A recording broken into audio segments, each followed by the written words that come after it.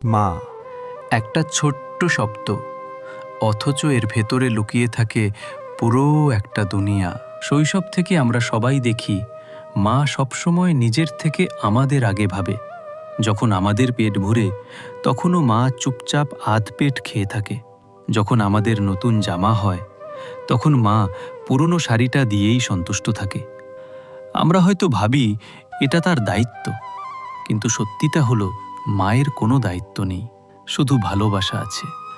আমি অনেক পরিবারে দেখেছি মা সংসারের জন্য কত কিছু ত্যাগ করে, নিজের স্বপ্ন মেরে ফেলে, নিজের ইচ্ছা চাপা দেয়, কিন্তু সন্তান যেন হাসে, স্বামী যেন খুশি থাকে, সেটাই তার একমাত্র চাওয়া।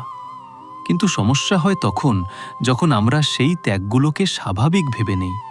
আমরা ভুলে যাই মাও মানুষ, তারও কষ্ট হয়, তারও ইচ্ছে করে নতুন কিছু করার। কিন্তু মায়ের জীবনের সবচেয়ে বড় কষ্ট হলো তার সন্তানেরা যদি তাকে অবহেলা করে। একজন মা সারা জীবন ভেবে যায় আমার ছেলেমেয়েরা যেন ভালো থাকে, আর শেষ বয়সে এসে যদি সেই মাই একা হয়ে যায়, তাহলে সেটাই সন্তানের সবচেয়ে বড় ব্যর্থতা।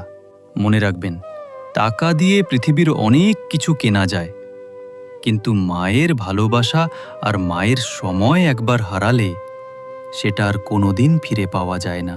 তাই ব্যস্ততার মাঝেও মায়ের পাশে বসুন, একটু গল্প করুন, একবেলা একসাথে খান, কারণ মাই একমাত্র মানুষ যিনি নিজের সবকিছু হারিয়ে আপনার হাসিটাকেও সাফল্য মনে করেন।